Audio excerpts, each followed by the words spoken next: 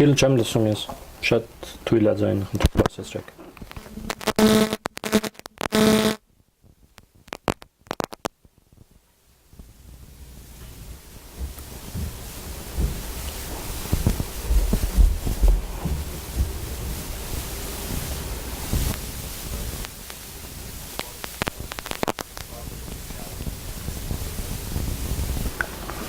Չէ, էլի պետք է բարձրանալ։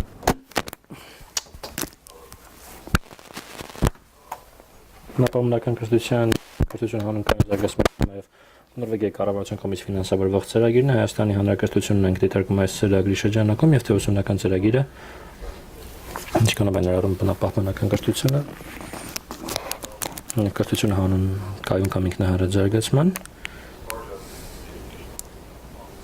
կրթական առաջարկի շրջանակներում։ Ծրագիրը իրականացվում մի այլ բաղադրիչի համակցությամբ, որը Armenia 3 ծրագրով է իրականացվում ՄԱԿ-ի ԳԵՖ-ի կողմից, եւ իրենք նոր գործիքներ են մշակում։ Եվ փորձում ենք բնապահպանական կրթության ցանցը ձևավորել։ Եվ այդ ցանցը ներկայումս 20 անդամներ ունի, կառավարությունից, չազգային կազմակերպություններ, բարձրագույն կրթություն կրթական հաստատություններ եւ քաղաքացիական հասարակություն։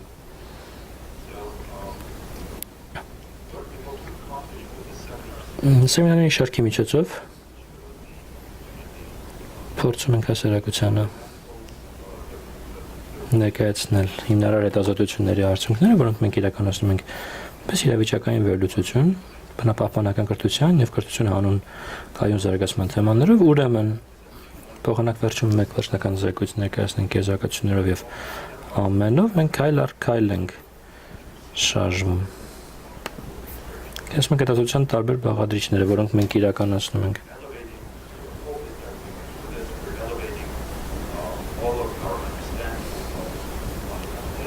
Մենք հիմնարար հարցերն ենք դիտարկում, ինչպես նաեւ բնապահպանական կրթության հետ կապված կոնկրետ հարցերն ենք առաջ քաշում։ Մենք հուսով ենք, որ կարողությունները կզարգանան, ավելի լավ կպատկերացնենք, թե ինչպես բնապահպանական կրթության նշանակությունը Հայաստանի Հանրապետության մեջ բարձրացնել։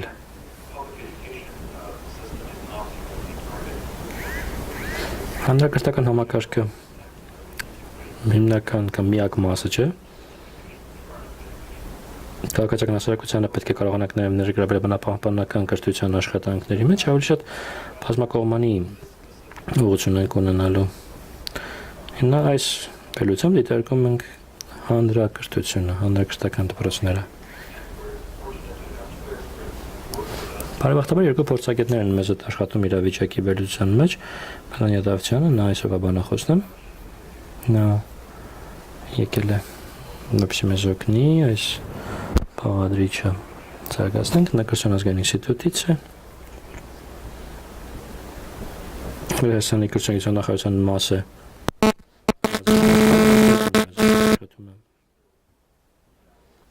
իրավական վերլուծության եւ քաղաքականության վերլուծության գծով բնապահպանական կրթության հանուն կայուն զարգացման թեմայով եւ թե օրենքը եւ քաղաքականությունը ինչքանով են իրենց մեջ արտացոլում կամ ներառում այս հասկացությունները կրթական համակարգում։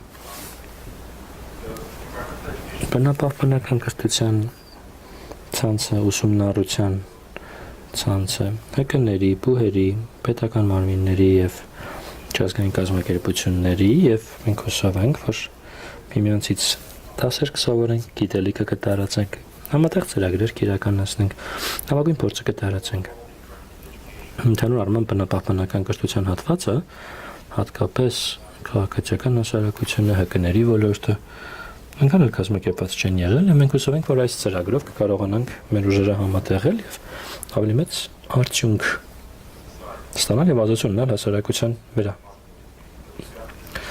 Անընթեռնելի է, բայց հրավերների մեջ բաժանվել է ձեզ։ Սեմինարների շարք է, որը մենք կազմակերպել ենք, ինչպես նշեցի, որովհետեւ օգնենք բնապահպանական կրթության հետ կապված իրավիճակի վերլուծության մեր դասերը հնդածս ներկայացնել ուրիշներին։ Մենք ցած այդ միասին մեր կարողությունները զարգացնում ենք եւ հաջորդ 2-3 ամիսներին մենք ձեզ կներկայացնենք տարբեր սեմինարներ, քննարկումներ, նորանոր թեմաներով։ Առաջին 2 նիստերը վերաբերում են հիմնական սկզբունքներին, Հայաստանի կրթական համակարգի գործունեության հիմնարար սկզբունքներին եւ հիմնարար դրույթներին, կանոններին, սկզբունքներին, հայեցակարգերին, օրենքներին եւ քաղաքականությանը։ Ոչ հետո մենք խոսենք իրավիճակի մասին, բնապահպանական կրթության բացերի եւ կայուն զարգացման կրթության բացերին եւ վերջում կներկայացնենք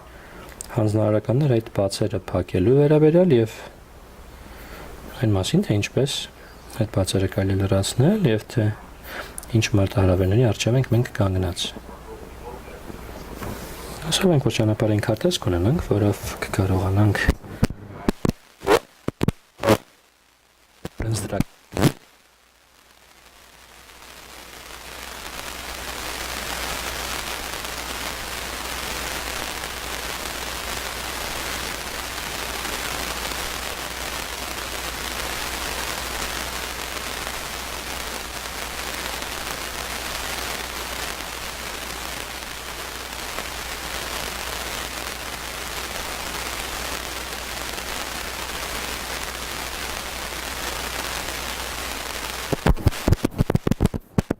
Տիկին Davtyan խոսքը ձերն է, շատ շնորհակալություն։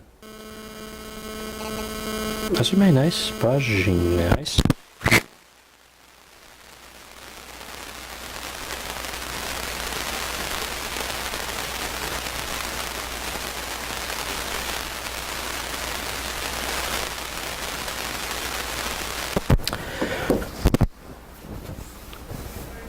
Good evening. I'm glad that you're here. I'd like to present my material as Mr. Melanya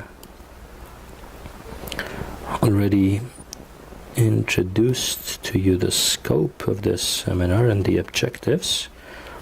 I will pick up where he stopped. As you heard, the scope of our interests covers preschool and secondary education programs of Armenia. I'm going to skip the introduction because we already heard about it, and I'll turn to the substance of the seminar. I'll present the documents or the fields that we're going to examine and study today together with yourselves. I decided to start with preschool, with the preschool education criteria.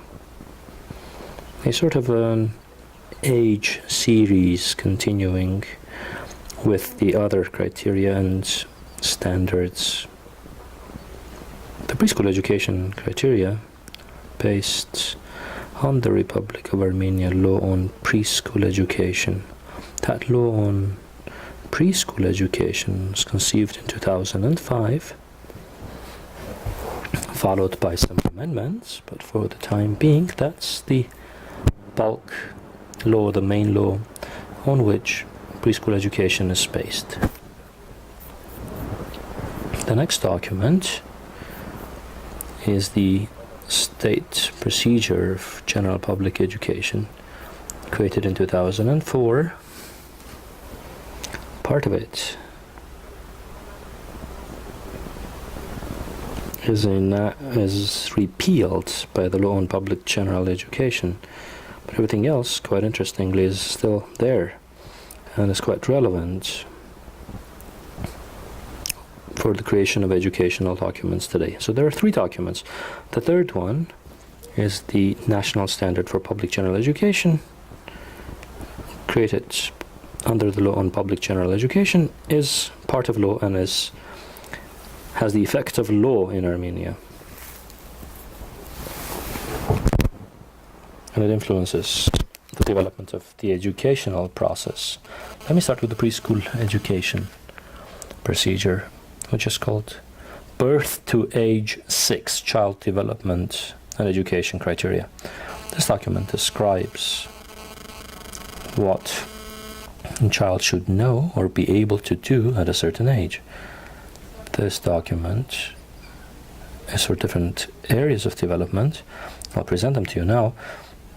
Most of them indicate our expectations of the children, what they should be able to do based on the requirements of the national culture and the peculiarities of our culture. There are criteria for 6 specific age groups: 0 to 1, 1 to 2, 2 to 3, 3 to 4, 4 to 5, and 5 to 6 years old. These criteria are defined in a way that families, as well as child care and educational institutions, would pay much attention to their education and development before school. Many of us know that in our families, quite often, early childhood development isn't really getting much attention. That just happens in the family. The child develops, subject to how the family education is provided, and the parents say, oh, the child will go to school and learn a lot of things. And the children could learn a lot of things before age 6, potentially in kindergarten and family, but they miss a lot and fail to achieve these objectives. So these standards are very important for the families as well. The standards are presented through development areas. This is a very simple chart for different age groups. Areas of development and what the child should know or be able to do in certain developmental areas. There are 6 developmental areas. Here they are up on the screen. Motor skills, speech communication, cognitive, emotional, personal, self-help, health, security, and attitude to learning. Of course, the latter ones especially are for the, not for the youngest age, 0 to 1, but for the higher ages, from age 2, all 6 areas rely on these criteria. In addition to the areas, there are sub-areas, and the structure is such that subsectors or sub-areas are components of the sector, followed by the criteria. In addition to the criteria, there are then indicators, which indicate what the child knows, does, or what is the observed behavior of the child. There are examples clarifying the meaning of each indicator. It is really a very simple standard. Self-explanatory. Parents can easily see and measure the level of development of their children. Now, to illustrate the point to you and explain how the criteria are built, here's an example with the chart. As I said, the whole book is made up of charts. This is the example for ages 2 to 3, social personal development. In exactly the same way as you see them on the screen, on top of the standard you read the sector: social, emotional, and personal. The age. The age groups are identified for the different criteria. Social behavior is a subsector. Now the criteria are in table 1, indicating what we expect of the children, the level of development that a child needs to achieve. Child demonstrates independent skills. Criteria of independence. How do we measure this? Child starts to understand the boundaries of her or his abilities. And there's an example. When encountering difficulties, turns to the adults for help. So the child knows and can assess her ability. Next example here. Child is autonomous. Performs autonomously and independently, testing the boundaries of what's permissible. Many of us have seen children probe in the family or among children what rights they have, what they may do and what they may not. Often they hide somewhere to get something done, and then they wait for how the adults will react to know if this is, to probe if this is permitted or not. Here's the example. First, flour in the bowl, then throwing it on the ground. If you prohibit throwing it on the ground, but do not prohibit filling the bowl, then the child determines the boundary of the permissible related to pouring the flour. Or the child can determine the mode, speed, time, and authority of performing actions. For example, wants to button the shirt and one of the adults comes up, says, no, I'll do it myself.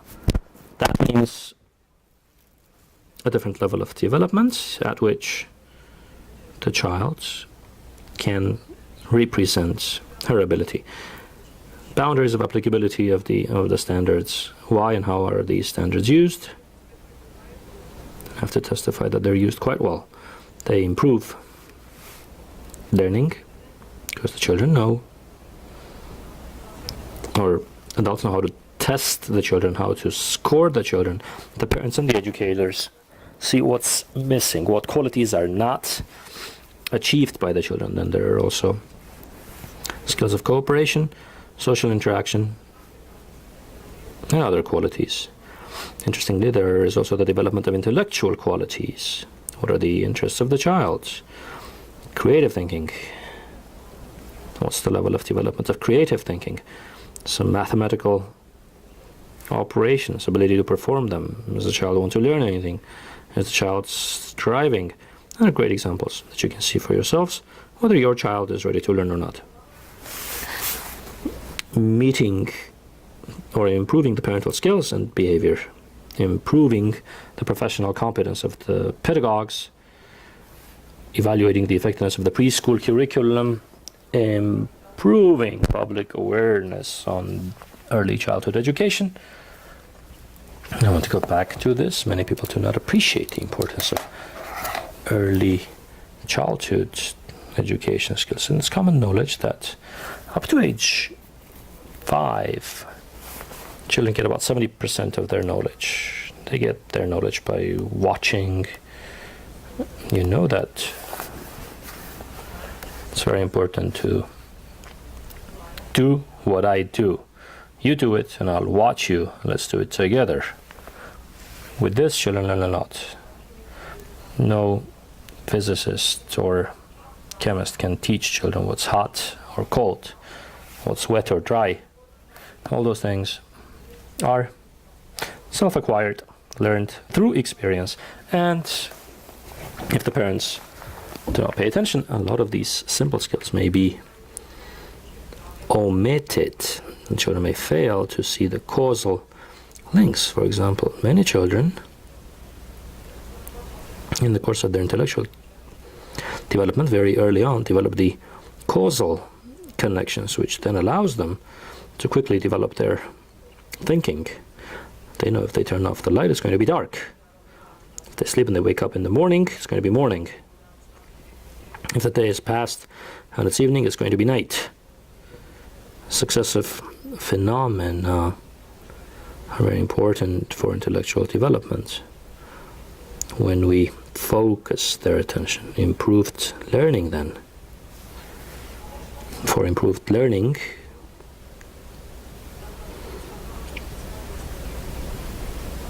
the development of preschool educators is very important. Professional development is crucial.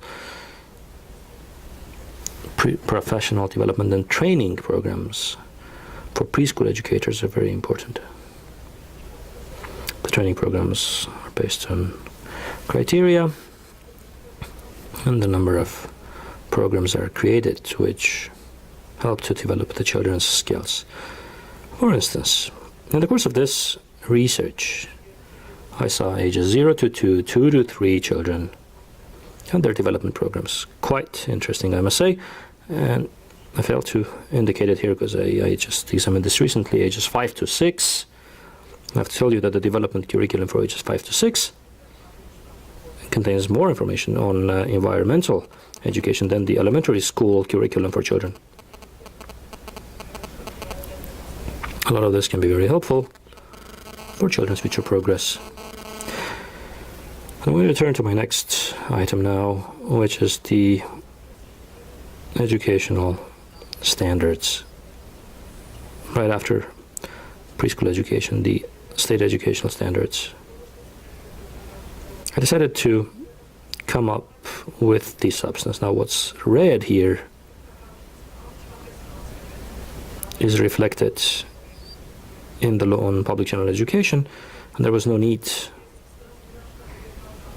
to redraft them. I won't dwell on these details, but I can speak about them later. There are many important things here which are in the law, in the standards,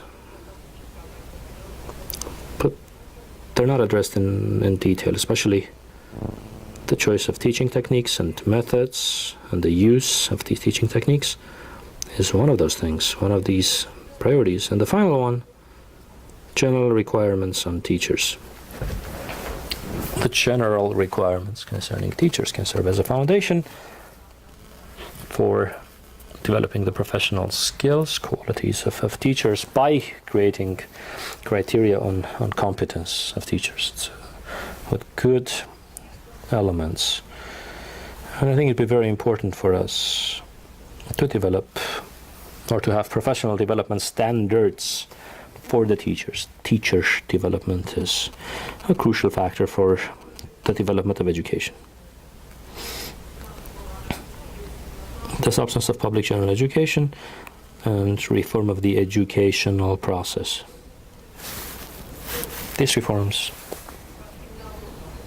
very fundamental reforms, began 2003 with the World Bank's Education Quality and Conformity project.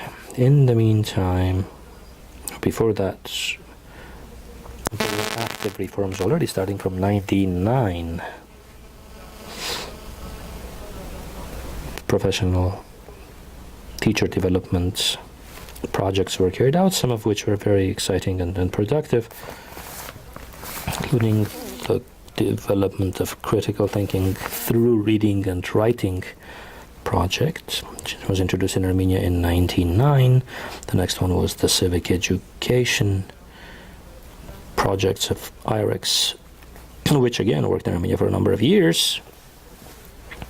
Before this, these educational standards were created and were also quite interesting. Now the reform efforts supported by the World Bank.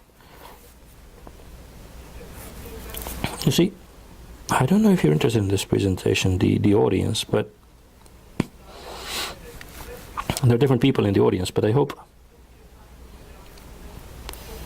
that as I'm speaking about education documents and the development, I should present to you as much of the background as I can. There are 4 elements: learning and evaluation, information technology and communication, professional development of teachers, and continuous support to public general education. And the heaviest component, I even highlighted this in a different color, I disliked it, the transition to 12-year education.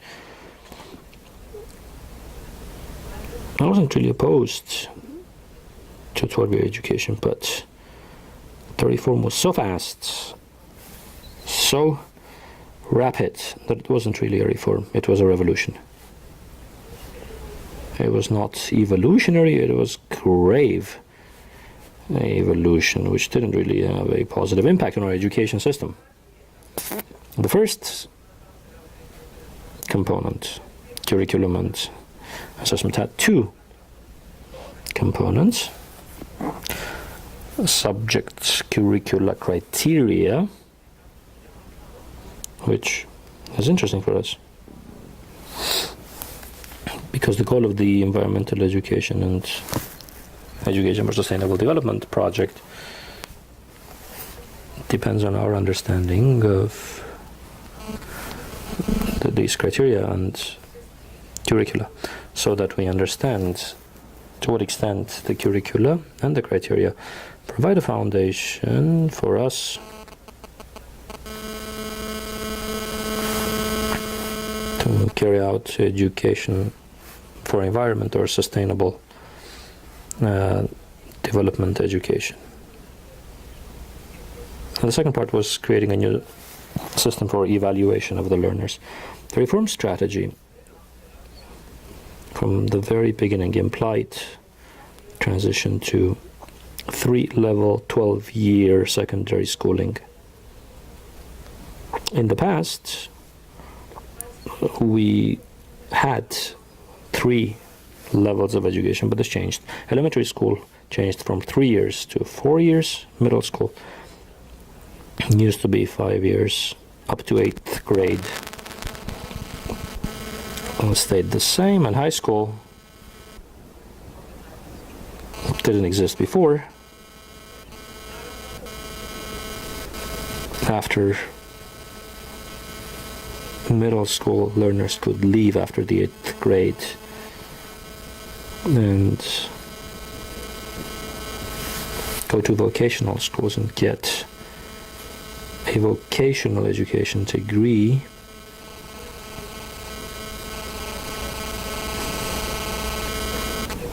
That strategy defines the 3 levels of education, the goals for each level of education. Here's an extensive list,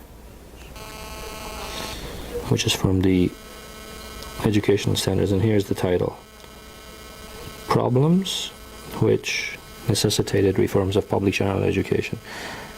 Presumably solving these problems would have created a better situation in public general educations. What is in red here, in my opinion, is just meant to indicate the reforms, which part of the problems were solved by the reforms and which part were not. The reforms began in 2004, 2005. What's in red indicates what still remains as a problem in our education system. As you can see, there's less black than red. I'm trying to understand. If I were to ask the audience, how many of you interact more with public general education? How many of you interact with school education? And how many of you know about this education system?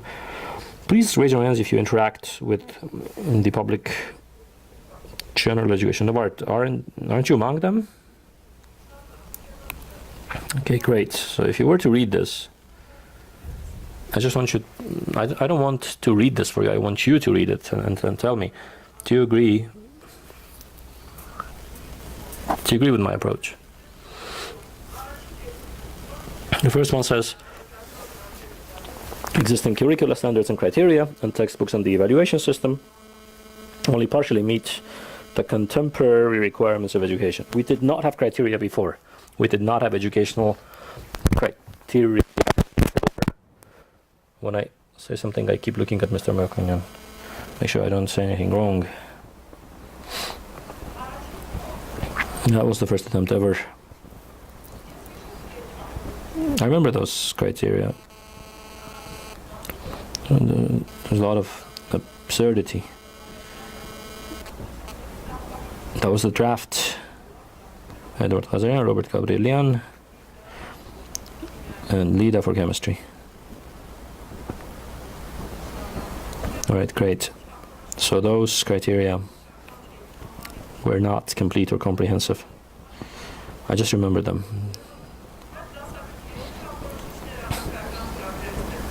So the subjects curricula were created, a new evaluation system was created, but I can tell you the textbooks still fail to meet the modern requirements. I examined these textbooks recently, and I can tell you they do not meet those requirements. The second element of education, which has to do with central and local government. Am I making this too long? Central and local government systems and the work division between them is now really looking better. In the past, we didn't have any local governments before we became an independent country. We did not have any local autonomy, or we did, but they were just decision implementers. So they're more engaged now. It's extremely important is to communicate information to the learners, fact retention is too important, development of skills and abilities is not considered as important. That problem, I think, lingers. And if there is any change there, then the change is owing to the competence and professionalism of individual teachers. This is the content of education. Too many subjects, unnecessary redundancies, and insufficient content integration. I can tell you the word integration is used for things that really have nothing to do with integration. There's no real integration. They call grades 5, 6 integrated textbooks, but they are not integrated. It's just chemistry, physics, geography, biology, bits and pieces here and there, but the textbook cover is integrating them, but the substance is not integrating different elements of different subjects. So the integration issues, the learning of the teachers and how to do integration, training the teachers how to create integrated materials is really lacking. It's a very important problem, not just to develop the professional training curriculum for teachers, but also for the teacher training universities to educate better teachers. Key issue. The curriculum encourages the role of the teacher as the only source of knowledge. In an earlier meeting, Mr. Melanya said the teacher and the education are not the only sources of learning, but in our system, textbook and teacher are perceived as the only source. I take it back, not just by will of teacher, but by will of the administration. It becomes the only material. If you don't present the textbook, your students might actually fail the university admission exam, because the admission exam is very much based on the facts presented in the textbooks. The education content requirements are very high, only for the top performing, geared towards the top performing students, and that's a fact. They want to make sufficient use of the modern teaching techniques and methods. One reason is, as I mentioned on top, the curriculum is overburdened. Often these methods, which could very effectively become a medium for learning the subject, are not used because they're time-consuming, and if they're time-consuming, then you're going to miss the other paragraphs and you're going to be able to teach. It's a given. When I read the books recently, I look at the 8th grade chemistry, 7th, 8th grades chemistry textbook for that subject. There's 1 hour a week, 34 weeks for the year, 34 paragraphs in that textbook. And there are topics for the paragraphs. The topics are such that you cannot combine them.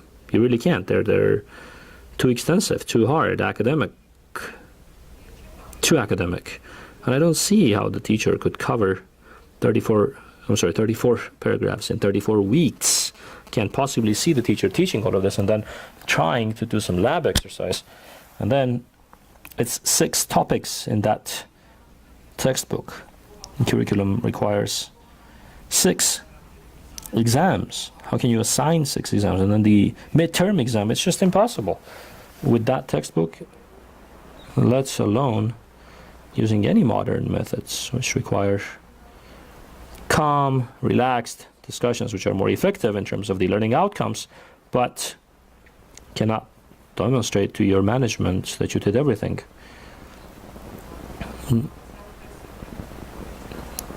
As we discussed the last time when we presented this, you may remember the Vice Minister said that children study until 2 o'clock, but then after 2 o'clock they don't learn what they need to learn after 2 o'clock. So the non-educational rearing functions are not performed. Children need to do this outside of the classroom hours after 2 o'clock, but in class they need to focus on developing skills, abilities, and the value system. This is not done. The subject teachers do not see this as a part of their duties. They don't think they're also responsible for developing the value system, communication skills, creative thinking, creative abilities. Teachers do not think that this is a part of their duty. Wonderful subjects like physics, chemistry do not develop children's creative thinking. I'm a chemist myself, and I know very well that you can do a lot with chemistry to promote scientific, creative thinking of the children during the chemistry classes, but this is not done. The educational load is excessive. Schools are not given sufficient freedom to be innovative. The education system. Okay, so I beg your pardon for not reading it. Everything which is in red, you can read for yourselves, and you would see these problems still linger. I'm showing you this list so that when we discuss ways of developing environmental and sustainable development education, we need to consider these problems and ways of solving them. The public general education state standards. We're now developing or starting to talk about a third document. We spoke about the preschool education criteria. We spoke about the educational standards, the educational procedures, which was the first document on the path of reform.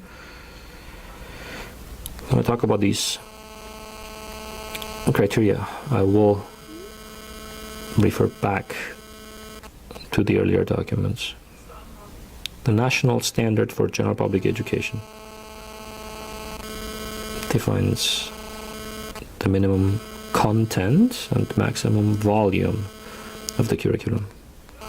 This phrase is actually taken from the text of the criteria. We could paraphrase it to the content of education. This is the content of public general education in this first paragraph.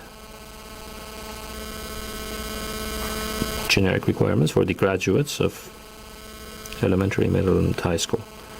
We know the criteria, so we need to present the requirements of the learners. So what do we expect from the learners? What should the learners know, be able to do, and what kind of person should this person be?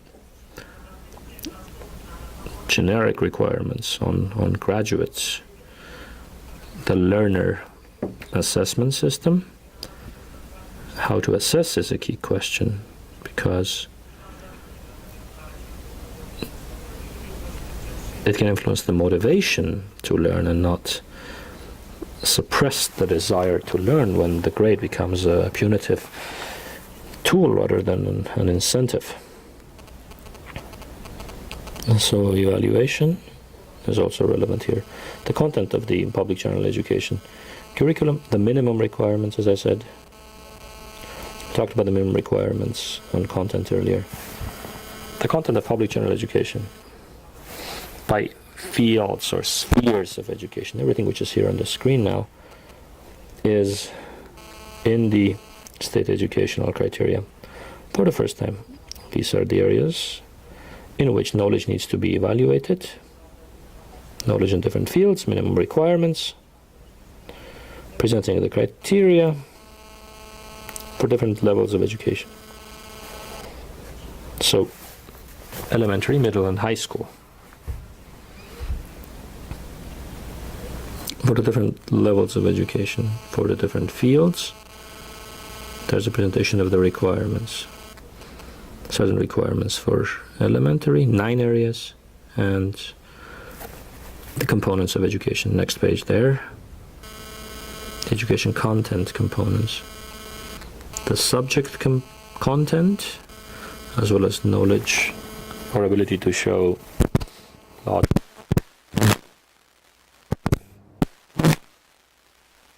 Acting skills and conduct, positions, attitudes, moral image, moral character, and a certain value system to be formed eventually. Areas and components. Shortly I will show you the scheme probably will be more clear. I drew the scheme, which was a hard puzzle for me. I didn't know how to arrange things, how to present them to you correctly to make it understandable. The state standards for education, general public education. This is the scheme here. The structure in the middle. This is the structure in the middle. As we talked about it, here's what it is. What should it contain? What the standards should present the contents of education, generic requirements of the learners. All of a sudden, you have the foundational plan. I don't know if you know the foundational plan. Only those who teach know it, or those who deal with teaching. Followed by assessment. We'll talk about this foundational plan later, but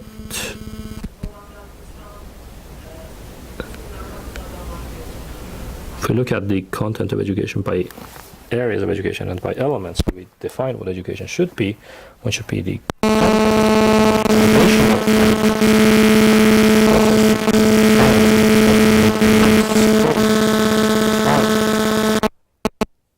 during which the education.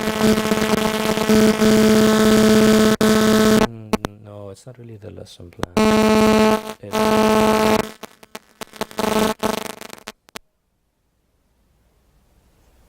No, it's not really the teaching plan either.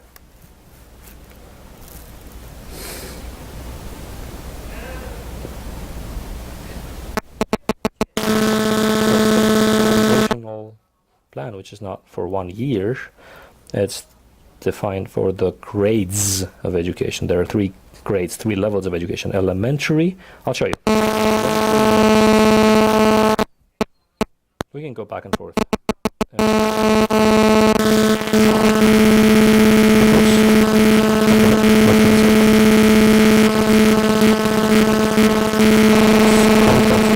Nine areas and 3 elements: the knowledge system, that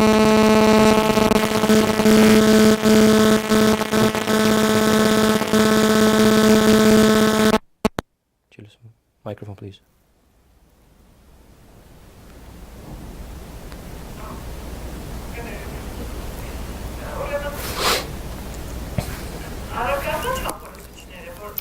The subject criteria, which are on the left-hand side, will be discussed later. Then at the bottom we have evaluation, qualitative requirements of the learners. These are the final requirements, which are not by levels of education. Please differentiate grades of education, levels of education. Now there's the levels of education, elementary, middle, and high school. Then there are grades of education. Elementary, which provides a graduate with an exam that finishes this phase. Basic education, grades 1 to 9. Middle school, grades 5 to 9. Basic education goes from 1st to 9th grades. And secondary education, as a level, is from 1st to 12th grades. And the qualitative requirements of the graduates, the different levels from level 1, 4 to 9, 1st to 12th grades. For the degrees are 1st to 4th, 5th to 9th, 10 to 12. Those are the different 3 classifications of the levels and grades. I'll go back to the content of education one more time. The content of education is defined here. For the contents of education on the left-hand side, you see the area.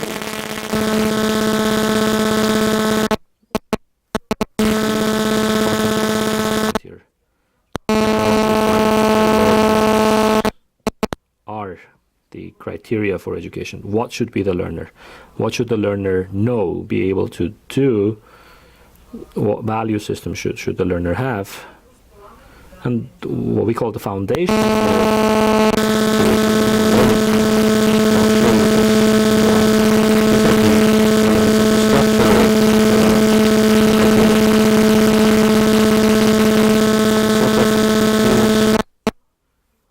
The content of education. The foundational plan. I struggled to somehow be able to formulate this. I'm not sure this final version is actually what we need. We might come up with a better definition later. The foundational learning plan is defined in time. It's defined by the degrees of education: elementary, middle, and senior. The 9 areas of education. Minimum content, which is defined in the criteria for each area by degrees. So elementary, middle, high schools. Be so good if I had my finger here and I could point at this with my finger. 9 levels. List of subjects, subject criteria, curricula. The foundational plan.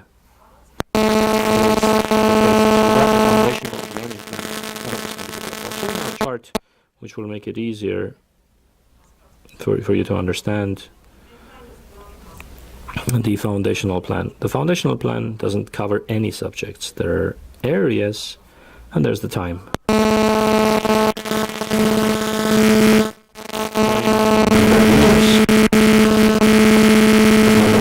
The degrees of education, as I said. Elementary, middle, and high school. At the bottom, we have the years. For elementary, it's 4, 5, and 3. For those years, where is it? For those years, we show the regulatory volume in lesson hours, minimum and maximum. For elementary school, it's for 4 years. That's the duration, minimum. 2,540. 2,590. Foundational educational plan and divided by areas. This is all that it is. The foundational education plan. These are the elements of the criteria. These are tools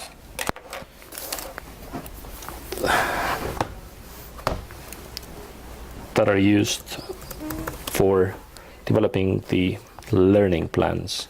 Without going back here, you could see at the bottom here the foundational learning plan.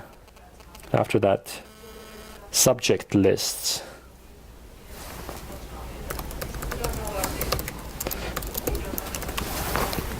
The teaching of the subjects for every area is done differently. Let me use the next slide.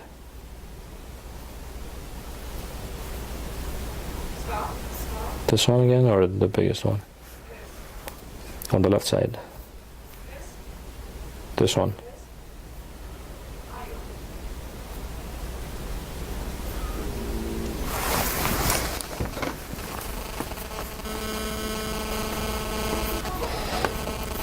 The contents of education. We're talking about the criteria, the standards, contents of education to define requirements of the learners. Requirements of the learners are not presented through subjects under the criteria. They're presented through the educational areas and the components. Do you want me to show you one of the criteria? I beg your pardon.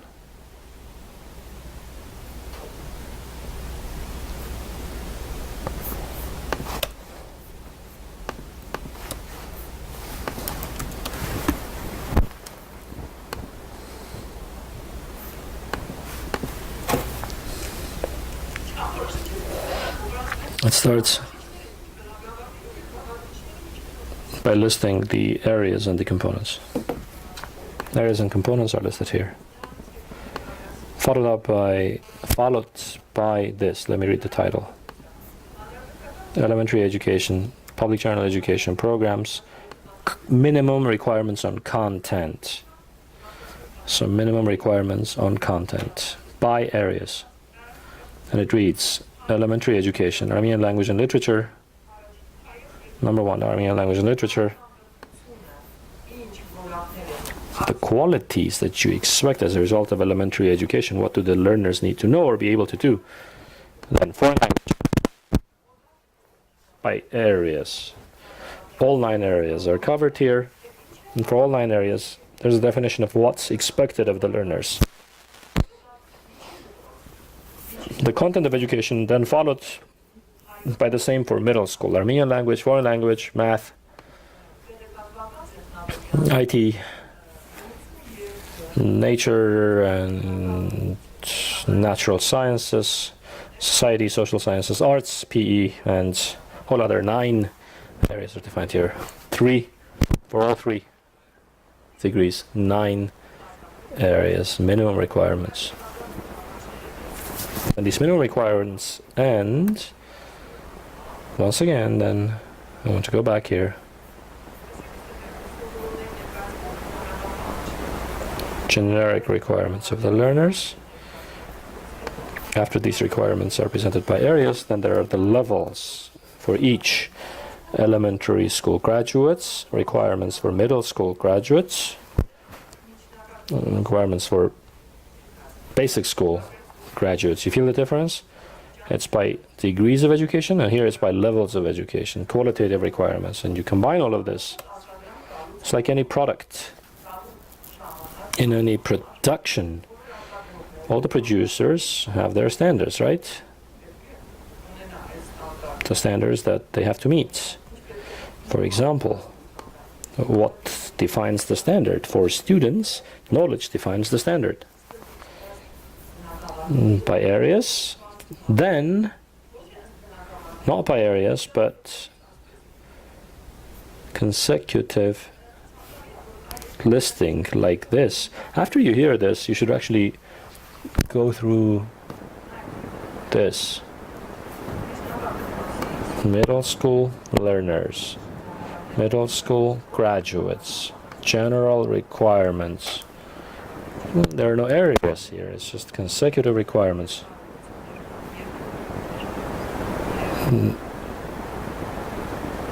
Knowledge, abilities, and value system. And when you read the final 3 requirements, you can clearly see to what extent environmental education or sustainable development education is reflected here. These are the parts of the standards.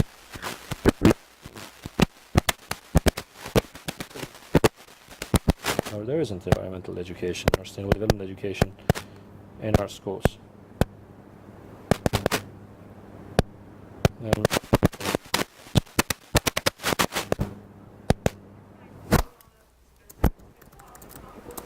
After we have the foundational learning plan, we can tell the amount of time.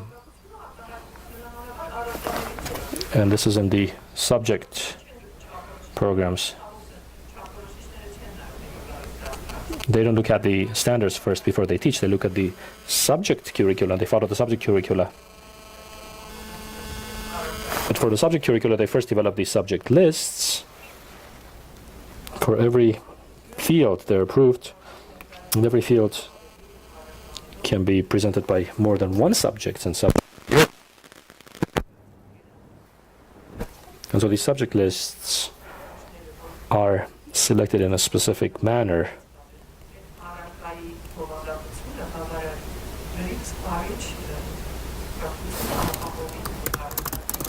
There must be exhaustive coverage of the whole education through these subject lists.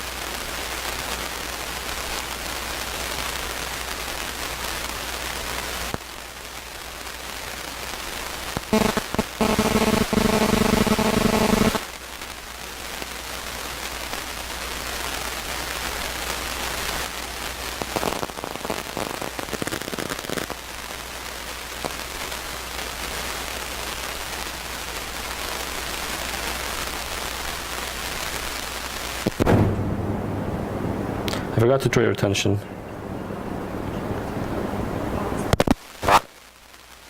Hours that can be used after the standard hours are distributed. A part of the reserve hours can be used for the mandatory subjects. A part of them can be used for the school components. These are subjects which are recommended by the ministry, if there are any such recommendations, and if there are programs and educational materials, then they can be part of the school curriculum list, but they're in the foundational list, so the school pays for them. There can be subjects, curricular groups, paid for by parents or other sources, but for the school element, the Ministry of Finance provides funding.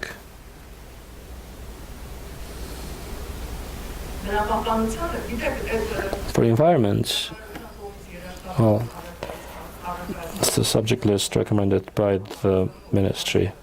An environment is there. There's the ecology, there's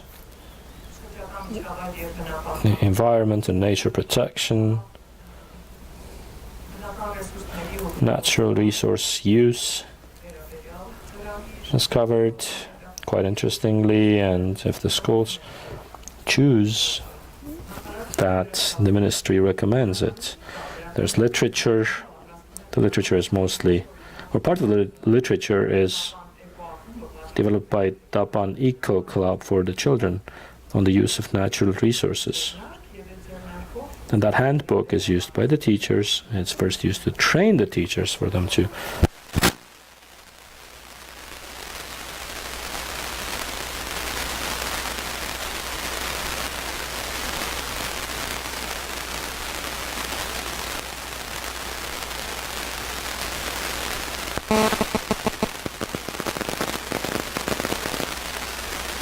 teachers interact with this more frequently than anything else. So we have to look at this in the context of our program to see, in addition to the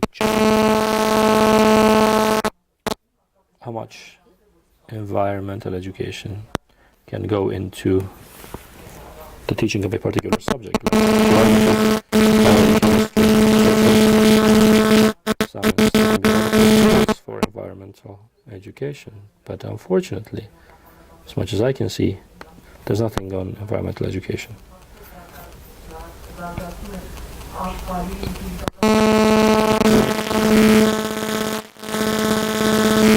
It's presented through information. Teach about natural resources and the geography of natural resources. It's a whole topic, geography of natural resources. I think there are these elements in basic school and in high school. For both of them, after they talk about natural resources, there's just 2 sentences. You need to make rational use of natural resources, but then how? Or how to prevent pollution of the environment, or how to make sure that natural resource use is not polluting the environment. They laid the groundwork, but eventually didn't make the point. Well, let's quickly go over this again. I don't know if there are organizations or individuals that want to develop a curriculum. A lot of the NGOs present the environmental education programs very poorly drafted. All they need to do is pay some attention to the subject standards, to the structure of the subject standards and how to present to your curriculum. It's obvious that they need to provide an explanatory memorandum of why they want this education to be delivered, how they're going to deliver this education, and the goals of teaching the subject. If you want to teach something, you have to have your goals. You have to be able to define your goals.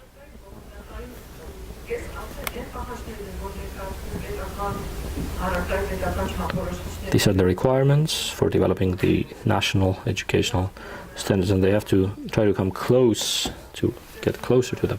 Based on the standards, the subject curricula, textbooks, handbooks, manuals are developed. I'm done, yeah. Basically, sorry. Lingering issues. I actually want you to take a look at these lingering issues. I had them with me, but for our research, this is very important. Teacher policies need to be revised. Teachers need to be trained in a different manner. Often they're invited and given information about their professions. And modernizing the curriculum of the teacher training universities. Academic focus of the textbooks need to be improved. Subject integration should be achieved. Thank you. Natural resources, and I actually wanted to ask you a question. Do you saw that we have this? I'm sorry that this is just the areas in the education content standards. There were some key skills: knowledge, abilities, and the value system. Look, 8 key European competences. We defined this for the first time in 2000. Based on the competences in 2000, all these abilities were very well listed. There are some competences here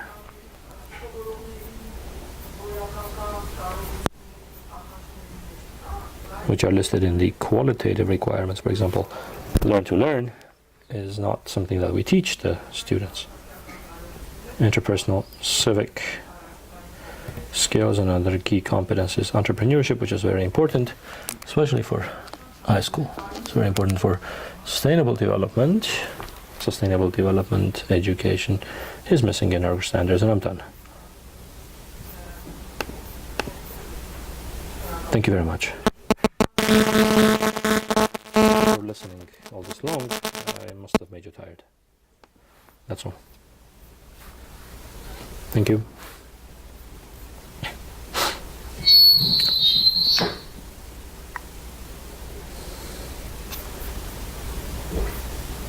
Questions?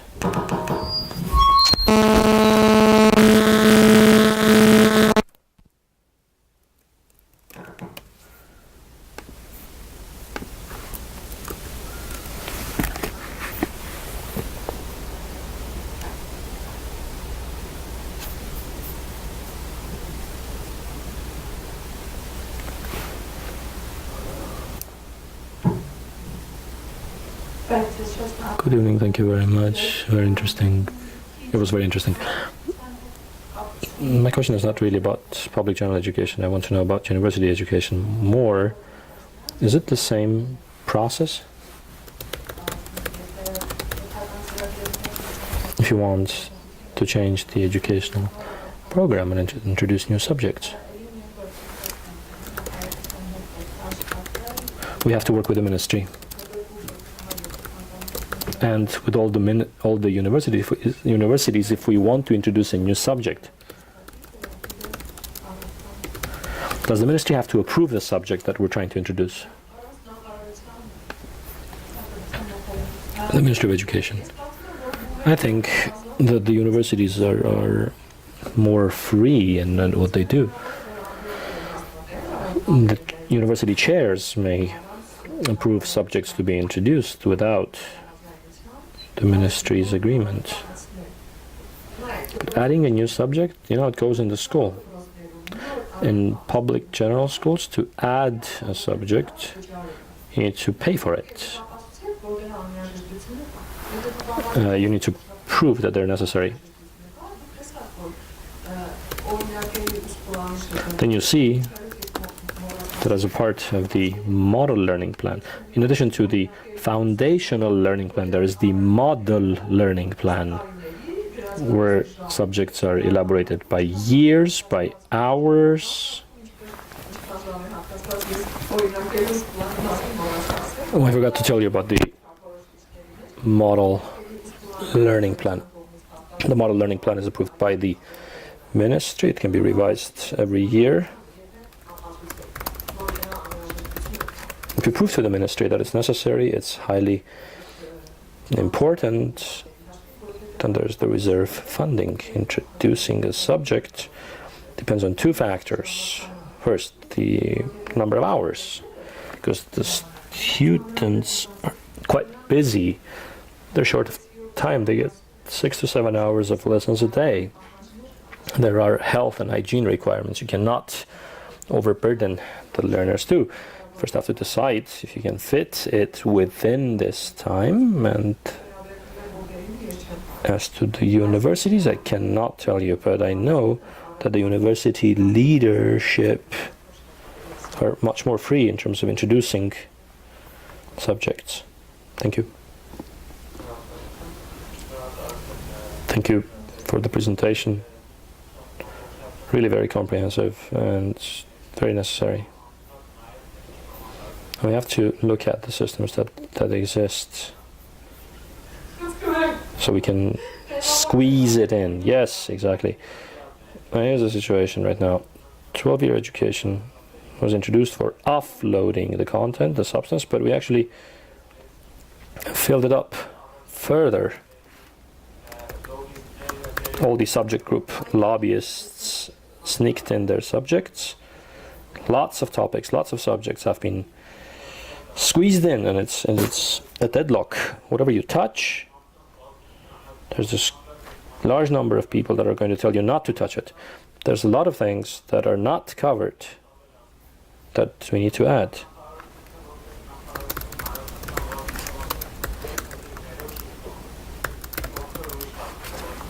The Ministry of Education apparently doesn't deal with this, but the National Institutes of Education could develop this, and they're saying they don't have to deal with it, and it takes a political decision or a policy decision for them to get involved. So how can this deadlock be overcome?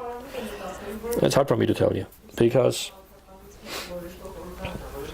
there's the education policy making authority, but I do see a way out, and I can assure you that there's a lot of repetition and a lot of redundancy between the subjects. And when we began this program,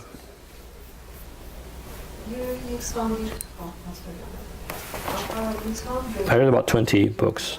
Geography, all the geography textbooks, grades 6 to 12. Natural science, I and the surrounding world, all of the chemistry textbooks. And I see redundancy, or I see topics which are just not necessary, in my opinion. It's very academic, and for them, there are biology topics for those who want to become biologists. I think that not everything should be taught in biology. We have to teach them to love biology. If they love it and they decide to choose biology, then they will opt for biology. You don't have to teach them everything about biology. I wouldn't need to learn so much about geography or biology.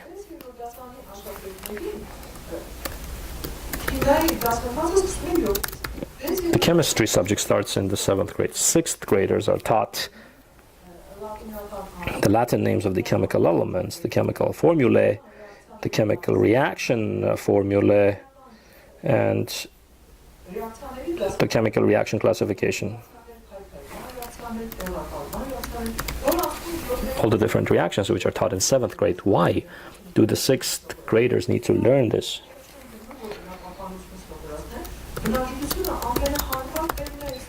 Natural science is the best place to teach it. But in 5th grade, the children are not academically taught with these terms. There's a term. Stone sphere. There was a term invented by the geologists to really separate stones, to study stone. And that's very acceptable. But for 5th graders, why do they need to learn the word stone sphere if in the 10th grade, and there are these two scientists, I forgot their names, they say, you know, children, there's no stone sphere as such, it's a part of nature. there's soil on stone, and then there's plants on soil, and so we separate stone sphere so we can study it, and it's for academic research. In abstract, why teach about the stone sphere in 5th grade if you could teach about nature, biosphere, ecosystem, and in even 5th or 6th grade, children do not know what's the food chain, and that's a disgrace. 4-year-olds. You can tell the 4th graders, food chain is what everyone eats. Rabbits eat carrots, wolves eat rabbits in the forest, or the rabbit, the rabbit eats whatever in the forest. That's the food chain. The first entity is the plant, and it's fed from soil, inorganic materials with the rays of the sun, and there's nothing in it. There's no animal. And then you tell them. In 6th grade, 7th grade, you suddenly start talking about the food chain. 11th graders should not learn the food chain. They should learn about sustainable development and the strategies for sustainable use of resources, for better management of the economy.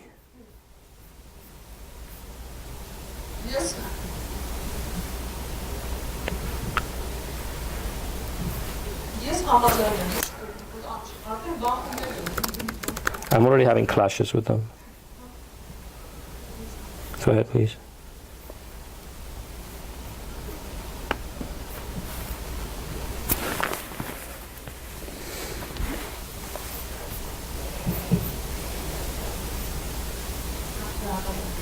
Thank you for your presentation. Thank you to the Acopian Center for these interesting conferences. I have 2 questions. Well, we know from your slides that from 2005, the educational programs have been developed. Those programs.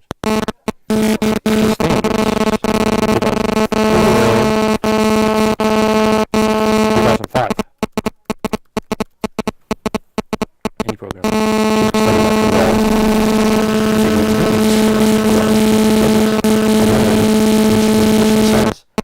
Has rules implying regular periodical review and probing. We can start with all of this. Do you have any rules for review of compliance? That's the first question I have. In your opinion, how often should this be done? My second question is related to the textbook. For the time being, I can only talk about the 1st grade textbooks. Is it appropriate for the native tongue and math or literature to be taught with different textbooks in the different schools? As far as I know, 2 types of textbooks for native tongue or for math. Is that appropriate? And why isn't there any standard? On the first question, I really like your question, because back then I was a part of the team that developed the educational standards. Mr. Karin Melkonyan was the leader of that team that created the educational standards.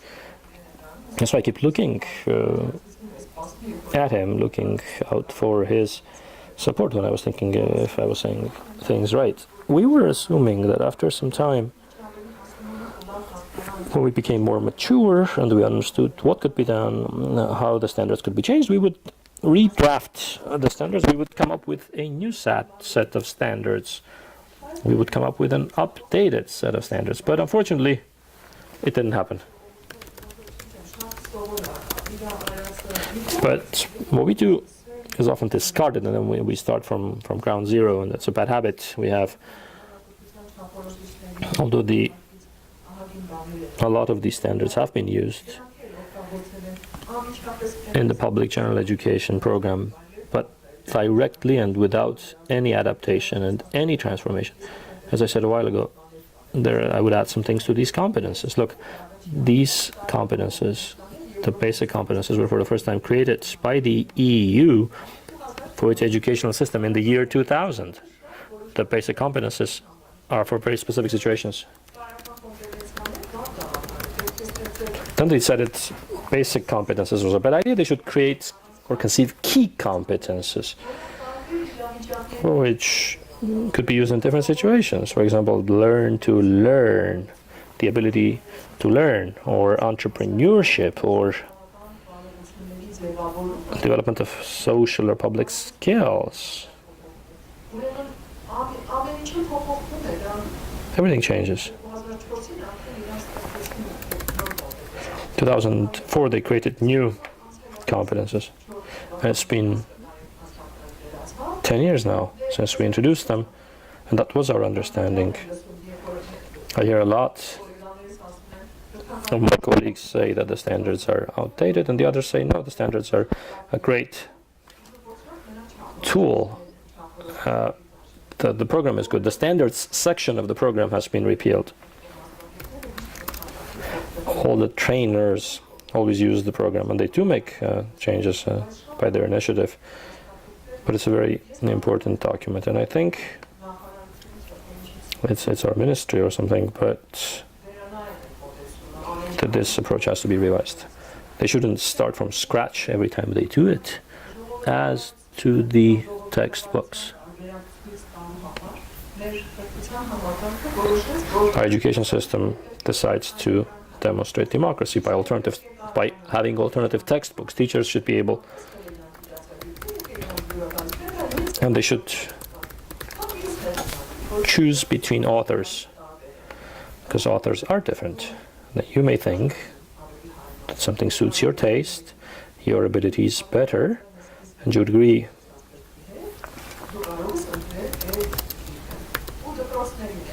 You could agree to choose a certain textbook. The textbooks were all presented to the schools. The schools were then able to choose between the textbooks or the handbooks, but there wasn't the number of handbooks originally published was not the same. Many teachers became frustrated with their textbooks, but they couldn't change them, kept seeing the same textbooks. And there's another problem. When I said in my presentation that the teachers should be creative, I mean that they need to have creative ability. In some cases, they're not as good.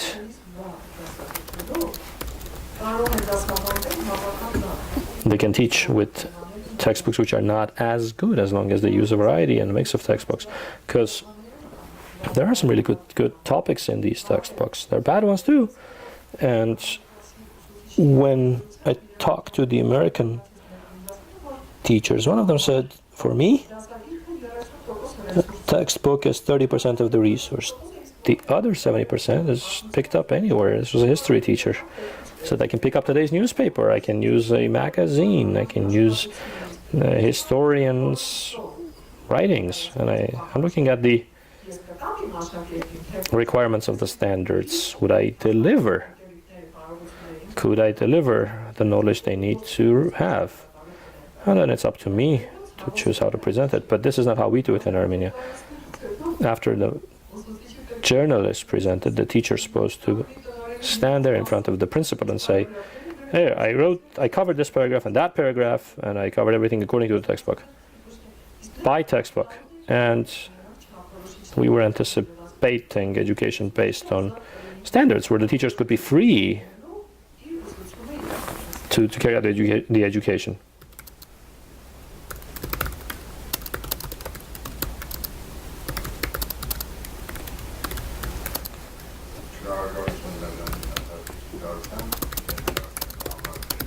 Thank you, Mrs. Davtyan, for presenting the current legal documents on the contents of education.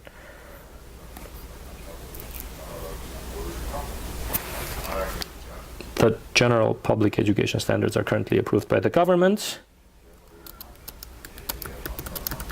The government also endorses the procedure of approving the standards. Under the law on education, the government of Armenia was supposed to approve all of the educational standards. But then a problem arose for the professional standards of the welders.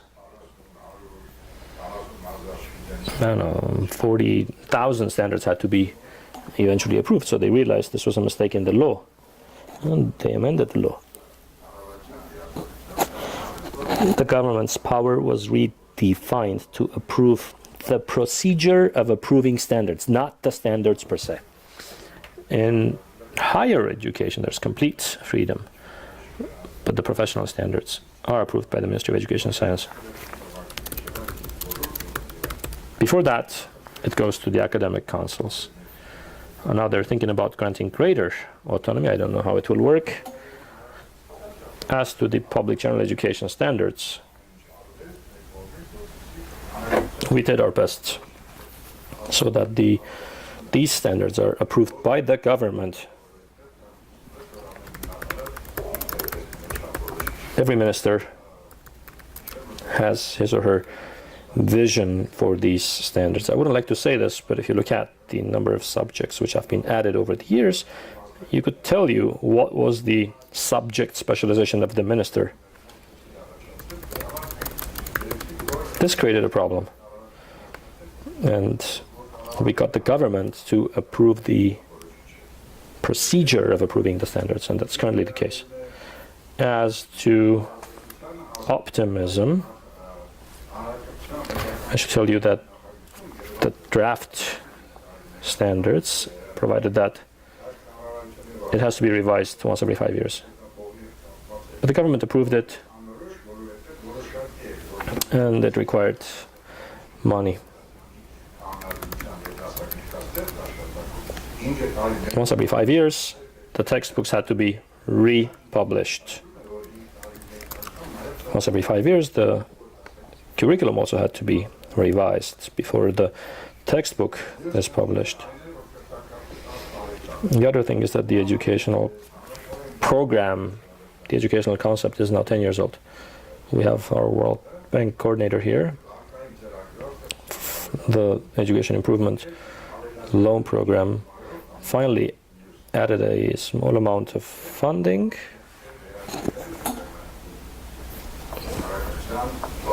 It's also going to imply revision of the curricula, standards, programs, and other documents.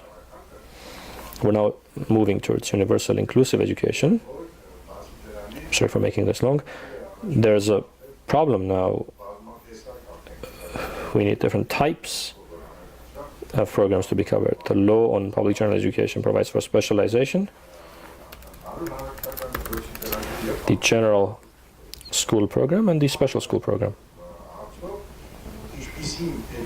So what should be the situation? Are the interests of the public taken into consideration? In February there will be a contest now, and the impact of the current standards have to be reviewed. Based on that, a concept will be developed. A concept for changes or a concept for amendments. In the documents I sent to the government, I added in parentheses revision of the standards and the concept, because we don't have a concept as such, but we do have the standards. And it will be developed, and I'm sure that it will be developed. The standards were not incorporated in law for other reasons, but it's still there. It's in a decision of the government's session, so it's a valid document.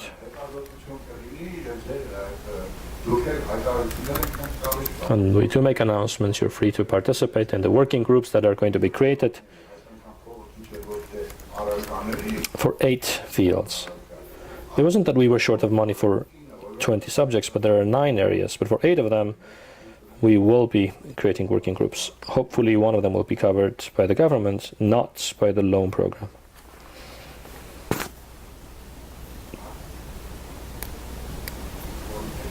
Which one is not covered?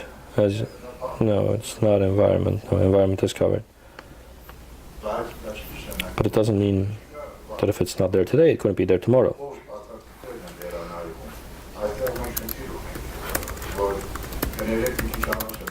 I'm sorry for jumping ahead. This may be a private question, but somebody came here specifically from UNDP to discuss these issues and to contribute to the new loan program. That's all I can tell you for now.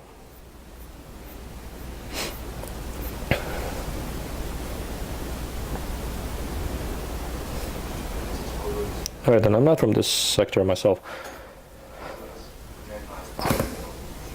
Is it really so confusing just in Armenia, or is it how it's supposed to be?